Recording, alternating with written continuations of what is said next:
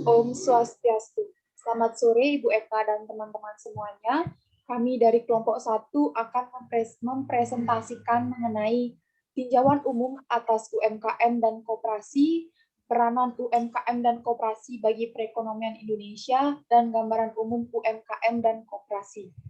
Sebelum masuk ke materi, izinkan kami untuk memperkenalkan diri terlebih dahulu. Perkenalkan, saya Kadek Dwi Paramita, NIM 1036, dan rekan saya. Baik, perkenalkan nama saya Yanti Anita Dewi dengan NIM 1025. Baik, perkenalkan nama saya Kadek Ari Widyasari dengan NIM 1033.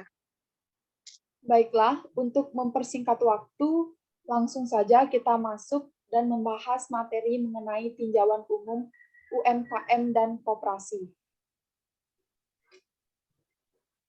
Usaha mikro, kecil, dan menengah ini merupakan bentuk usaha ekonomi produktif yang dilakukan oleh orang perseorangan berdasarkan jumlah aset dan omset. UMKM ini dapat dikategorikan menjadi 3 jenis. Yang pertama ada usaha mikro. Usaha mikro merupakan usaha ekonomi produktif yang dimiliki oleh orang perseorangan dengan jumlah aset itu kurang dari 50 juta dan omsetnya kurang dari 300 juta.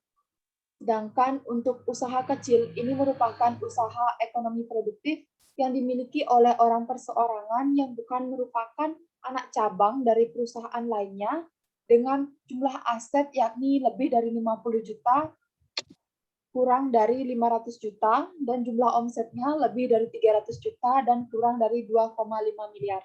Sedangkan untuk usaha menengah, ini usaha ekonomi produktif yang dimiliki oleh orang perseorangan yang bukan merupakan anak cabang dari perusahaan lain dengan total aset itu lebih dari 500 juta dan kurang dari 2,5 miliar dan jumlah omsetnya itu lebih dari 2,5 miliar dan kurang dari 50 miliar.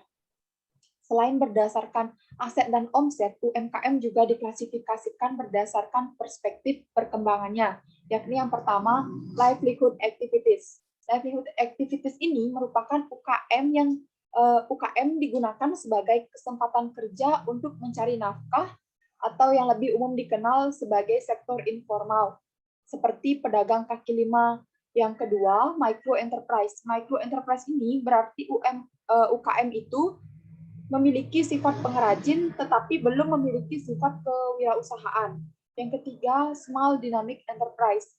Ini berarti UKM telah memiliki jiwa kewirausahaan dan mampu menerima pekerjaan subkontrak dan ekspor. Dan yang terakhir yakni fast moving enterprise. Ini merupakan UKM telah memiliki jiwa kewirausahaan dan akan melakukan transformasi menjadi usaha besar.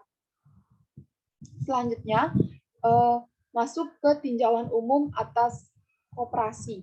Koperasi merupakan badan usaha yang beranggotakan orang seorang atau badan hukum dengan berlandaskan Pancasila dan Undang-Undang Dasar 1945 yang berlandaskan asas kekeluargaan. Dari definisi tersebut terdapat beberapa unsur-unsur koperasi. Yang pertama, koperasi ini merupakan kumpulan dari orang-orang yang bersifat sukarela, mempunyai tujuan ekonomi bersama untuk membangun organisasi usaha yang dikendalikan secara demokratis dengan kontribusi modal yang adil untuk serta menanggung kerugian bersama dan menerima keuntungan secara adil. Selanjutnya,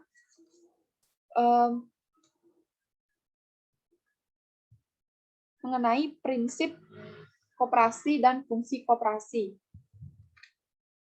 Menurut Undang-Undang Nomor 25 Tahun 1992 tentang perkoperasian, koperasi menganut prinsip-prinsip sebagai berikut. Yang pertama, keanggotaan bersifat sukarela dan terbuka. Yang kedua, pengelolaan dilakukan secara demokratis. Yang ketiga, pembagian sisa hasil usaha dilakukan secara sebanding dengan besarnya jasa usaha masing-masing anggota. Yang keempat, pemberian balas jasa yang terbatas terhadap modal. Kelima, kemandirian. Keenam, pendidikan perkoperasian. Dan yang terakhir yakni kerjasama antar koperasi. Sedangkan untuk fungsi koperasi ini berdasarkan Undang-Undang Nomor 25 Tahun 1992 Pasal 4 dijelaskan bahwa fungsi dan peran koperasi yang pertama membangun dan mengembangkan potensi dan kemampuan ekonomi anggota. Yang kedua, berperan secara aktif dalam upaya mempertinggi kualitas kehidupan manusia dan masyarakat. Yang ketiga, memperkokoh perekonomian rakyat sebagai dasar kekuatan dan ketahanan perekonomian nasional. Yang keempat, berusaha untuk mewujudkan dan mengembangkan perekonomian nasional. Dan yang kelima, mengembangkan kreativitas dan membangun jiwa berorganisasi bagi para pelajar bangsa. Selanjutnya masuk ke modal koperasi. Modal koperasi ini ada dari modal sendiri dan juga dari pinjaman pihak-pihak lain. Nah, untuk dari modal sendiri terdapat simpanan pokok, simpanan wajib, simpanan khusus, dana cadangan, dan hibah. Simpanan pokok ini merupakan uang yang dibayarkan oleh anggota pada saat ia akan menjadi anggota koperasi tersebut dan tidak dapat diambil selama ia masih menjadi anggota koperasi. Yang kedua, simpanan wajib. Ini merupakan uang yang dibayarkan oleh anggota koperasi pada waktu dan kesempatan tertentu dan tidak dapat diambil apabila masih menjadi anggota koperasi. Dan yang ketiga, simpanan khusus atau lain-lain itu seperti simpanan sukarela, deposito berjangka, dan simpanan purba. Yang keempat, dan dana cadangan. Dana cadangan ini merupakan hasil dari penyisihan sisa hasil usaha yang nantinya akan digunakan sebagai tambahan modal atau dapat pula dibagikan kepada anggota yang keluar dari menjadi anggota yang keluar dari koperasi dan dapat juga digunakan sebagai untuk menutup kerugian apabila koperasi mengalami kerugian. Yang terakhir, hibah, yakni uang atau barang modal yang dapat dinilai dengan uang serta diterima secara hibah atau pemberian. Untuk modal koperasi yang berasal dari pihak-pihak lain, itu yang pertama ada dari anggota dan calon anggota, yang kedua dari koperasi lainnya atau anggotanya yang didasari dengan perjanjian kerjasama antar koperasi. Yang ketiga, bank dan lembaga keuangan bukan bank atau lembaga keuangan lainnya yang dilakukan berdasarkan ketentuan perundang-undangan yang berlaku. Yang kelima, yakni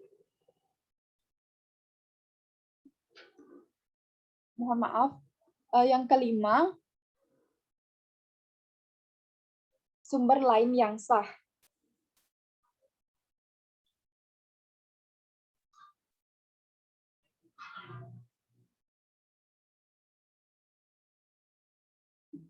Baiklah, untuk materi selanjutnya akan dibawakan oleh rekan saya.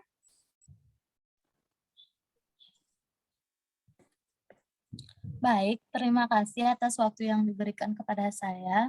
Baik, selanjutnya saya akan membawakan materi tentang tujuan koperasi, di mana menurut Undang-Undang Nomor 25 Tahun 1992, di mana koperasi bertujuan untuk memajukan kesejahteraan anggota pada khususnya dan masyarakat pada umumnya, serta ikut membangun tatanan perekonomian nasional dalam rangka mewujudkan masyarakat yang maju, adil, dan makmur berdasarkan Pancasila dan Undang-Undang 1945. Nah, selanjutnya ada bentuk-bentuk dan jenis-jenis koperasi. Di mana bentuk koperasi ada dua macam menurut Undang-Undang Nomor 25 Tahun 1992.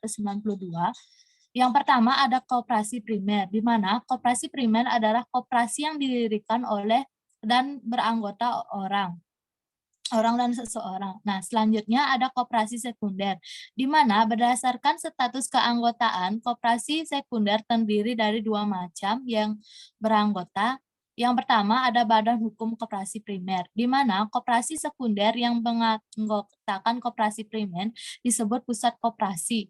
Kerjasama di antara koperasi-koperasi primer yang setingkat disebut dengan kerjasama yang bersifat sejajar atau horizontal.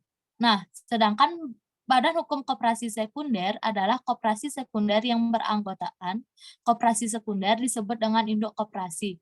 Nah, di mana kerjasama antara koperasi primer dengan koperasi sekunder yang sama-sama jenisnya disebut dengan kerjasama vertikal.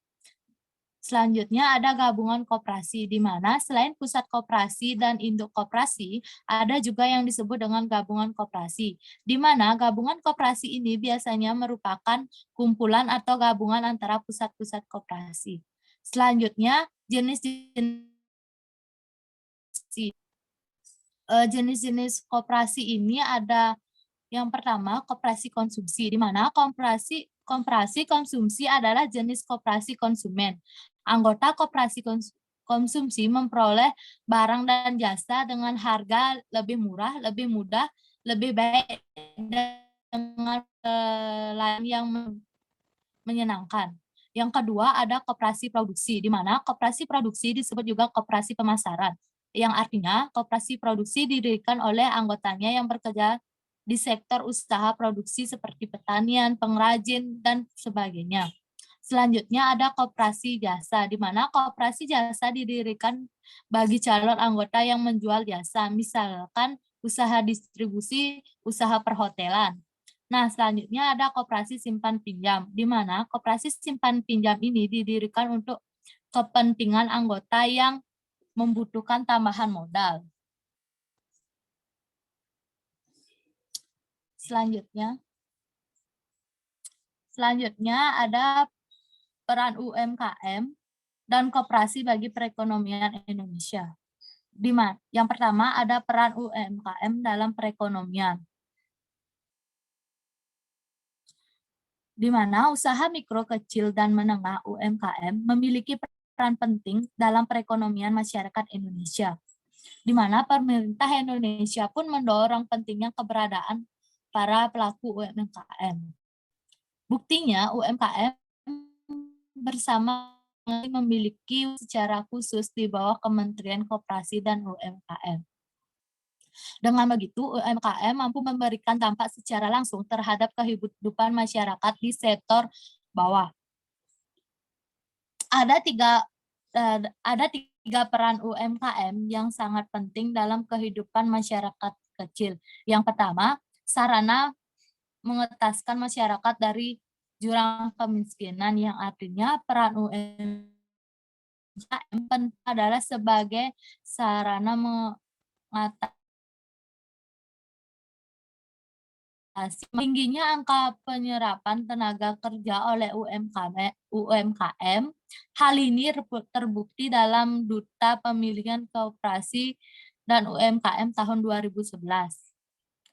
Selanjutnya ada sarana untuk meratakan tingkat perekonomian rakyat kecil. Yang ketiga ada memberikan pemasukan devisa bagi negara, di mana para UMKM ini memberikan pemasukan bagi negara dalam bentuk devisa.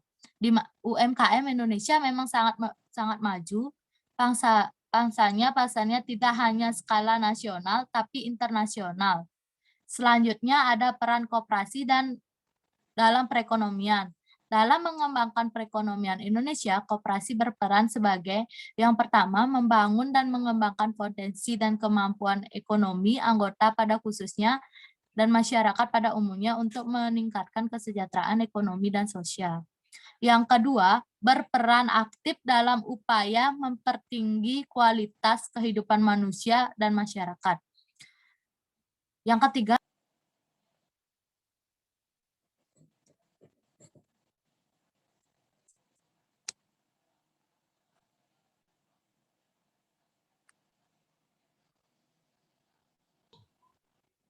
Mohon maaf untuk Enita, bisa dilanjutkan.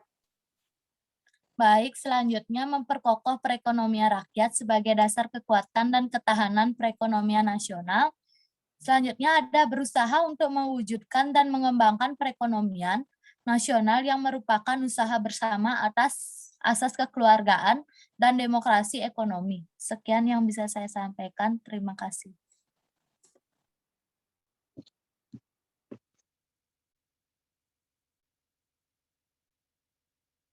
Baik, di sini saya akan melanjutkan presentasi mengenai gambaran umum UMKM dan koperasi.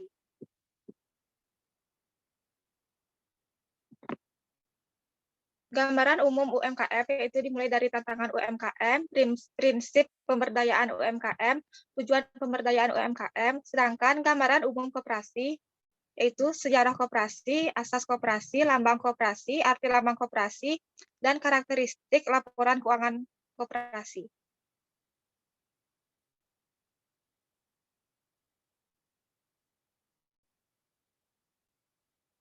Next.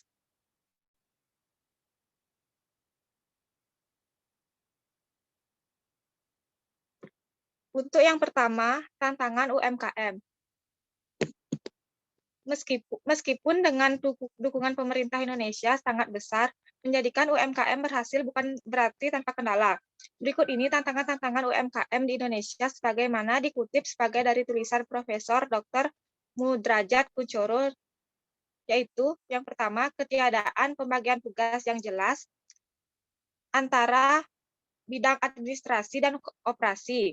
Kebanyakan UMKM dikelola perorangan serta merangkap sebagai pemilik sekaligus pengelola perusahaan dan memakan tenaga rendahnya akses industri kecil terhadap lembaga-lembaga kredit formal sehingga mereka cenderung menguntungkan pembiayaan usaha dari modal sendiri atau sumber-sumber lain seperti keluarga, kerabat, pedagang, rentenir. Penjelasan status hukum sebagai mayoritas UMKM merupakan perorangan yang bertarif golong perusahaan dan hanya 1,7% pada misalnya T atau NV, CV, firma.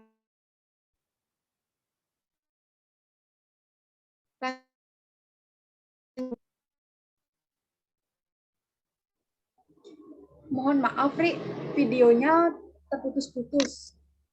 Bisa diulang yang terakhir, yang kekurang jelasan status hukumnya, Ri? Oh iya.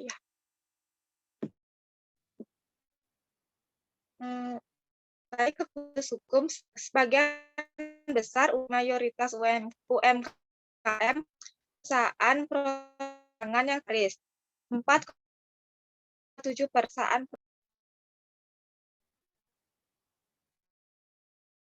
Baik, kekurang jelasan atas status hukum sebagian besar UMKM, mayoritas UMKM merupakan perusahaan perorangan yang tidak berakte notaris. 4,7% tergolong perusahaan perorangan berakte notaris dan hanya 1,7% yang sudah mempunyai badan hukum seperti misalnya PT, CV, firma, atau koperasi. Baik, selanjutnya.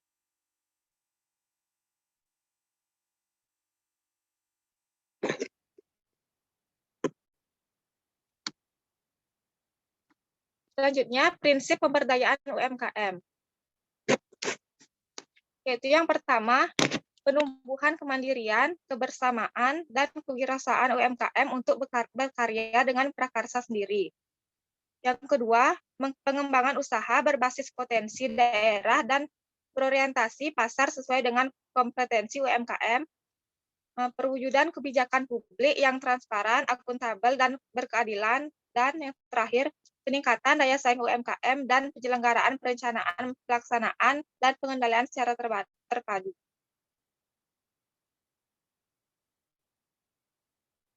Selanjutnya,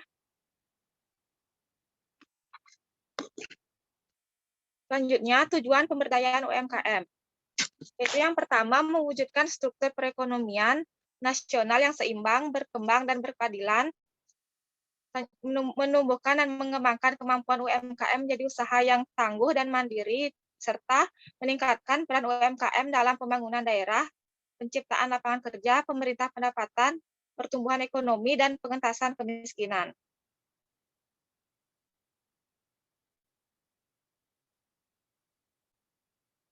Yang selanjutnya, gambaran umum koperasi. Yaitu yang mengenai sejarah koperasi. Menurut Muhammad Hatta, Bapak Koperasi Indonesia, koperasi adalah lembaga ekonomi yang sangat cocok di Indonesia karena sifat masyarakat yang kekeluargaan. Koperasi dikenalkan di Indonesia oleh R.A. Wiryatmaja dan di Purwokerto, Jawa Tengah pada tahun 1896. Dia mendirikan koperasi kredit dengan tujuan untuk membantu rakyatnya yang terjerat hutang dengan rentenir. Koperasi tersebut lalu berkembang pesat dan akhirnya ditiru oleh Budi Utomo dan SDI. Pada tahun 1942, Jepang menduduki Indonesia.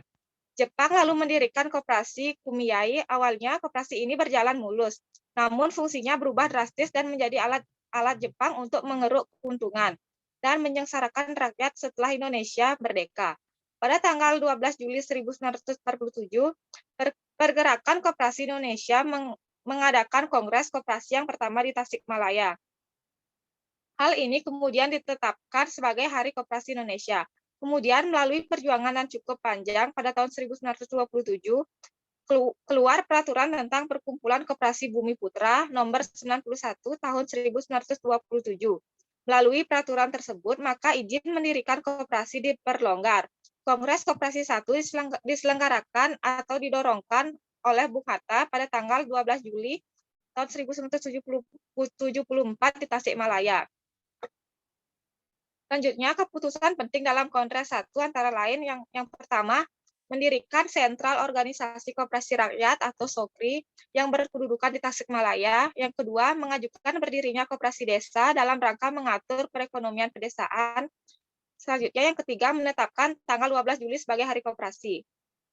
Selanjutnya, pada bulan Juli 1953, Kongres Koperasi kedua di Bandung, keputusan penting dalam kongres tersebut adalah yang pertama, mengangkat Bung Hatta sebagai Bapak Koperasi Indonesia dan SOKRI diubah menjadi Dewan Koperasi Indonesia.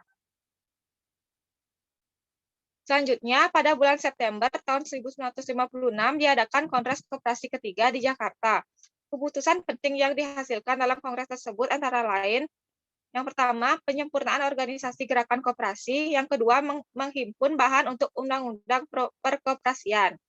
Undang-Undang Perkoperasian yang dipakai hingga saat ini adalah Undang-Undang Perkoperasian nomor 25 tahun 1992. Seperti badan usaha lain, koperasi mempunyai kelebihan dan kelemahan. Kelebihan koperasi yaitu yang pertama, usaha koperasi tidak hanya diperuntukkan kepada anggota saja, tetapi juga untuk masyarakat pada umumnya. Yang kedua, koperasi dapat melakukan berbagai usaha di berbagai bidang kehidupan ekonomi rakyat. Yang ketiga, sisa hasil usaha atau SHU yang dihasilkan koperasi dibagikan kepada anggota sebanding dengan jasa usaha masing-masing anggota. Yang keempat, membantu membuka lapangan pekerjaan. Yang kelima, mendapat kesempatan usaha yang seluas-luasnya dari pemerintah. Dan yang keenam, mendapatkan bimbingan dari pemerintah dalam rangka mengembangkan koperasi. Selanjutnya, kelemahan koperasi yaitu yang pertama, terdapat keterbatasan sumber daya manusia, baik pengurus maupun anggota terhadap pengetahuan tentang perkoperasian. Yang kedua, tidak semua anggota koperasi berperan aktif dalam pengembangan koperasi. Yang ketiga, koperasi identik dengan usaha kecil sehingga sulit untuk bersaing dengan badan usaha lain. Yang keempat, modal koperasi relatif terbatas atau kecil bila dibandingkan dengan badan usaha lain. Selanjutnya,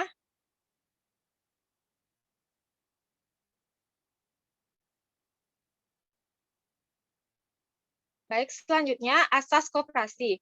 Koperasi dijalankan dengan asas kekeluargaan dan gotong royong. Asas kekeluargaan artinya koperasi tidak bertujuan untuk menguntungkan satu orang saja, tetapi mencapai keuntungan bersama. Sedangkan asas gotong royong artinya saling bekerja sama untuk menghasilkan suatu tujuan. Berikut lambang koperasi bisa dilihat pada slide. Selanjutnya,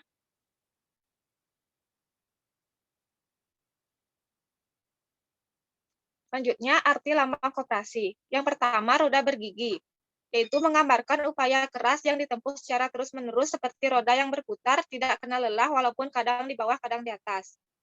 Rantai, yaitu menggambarkan ikatan persatuan yang kokoh bahwa anggota koperasi adalah pemilik koperasi tersebut.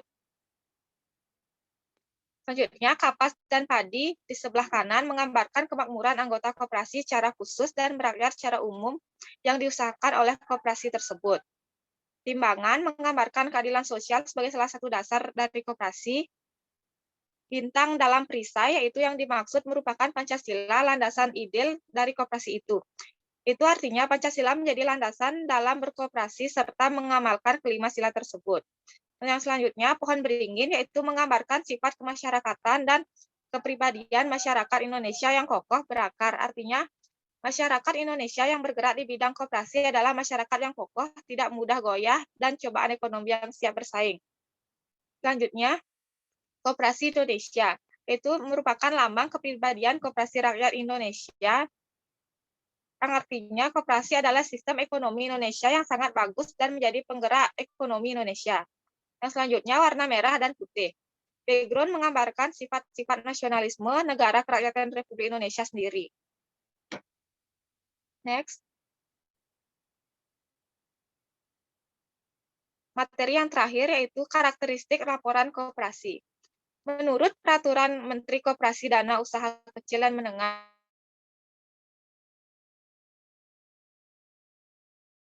informasi laporan keuangan koperasi harus memperhatikan ketentuan sak etap yang merupakan informasi kualitas antara lain.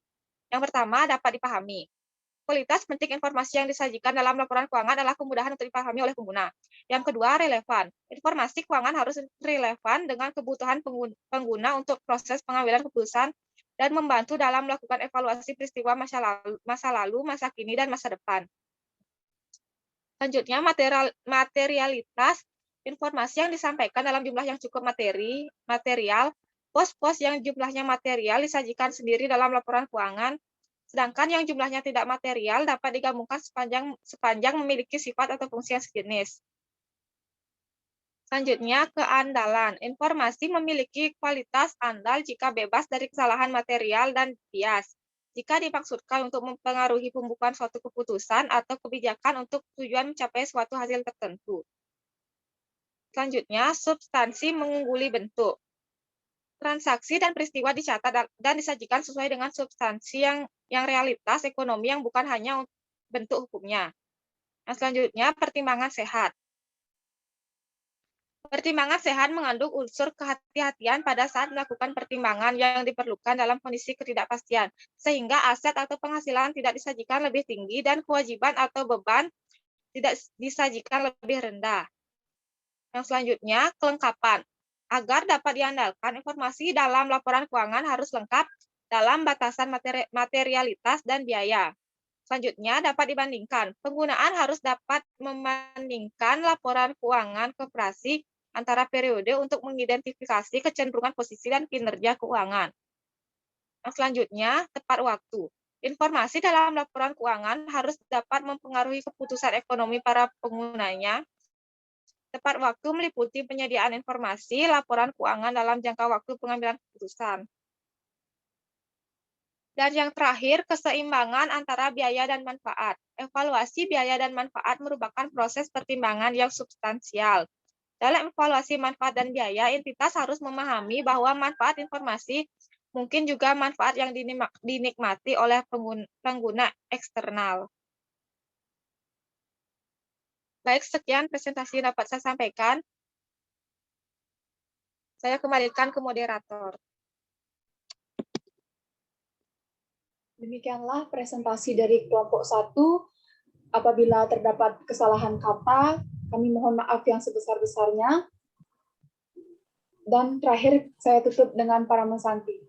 Om Santi Santi Santi Om.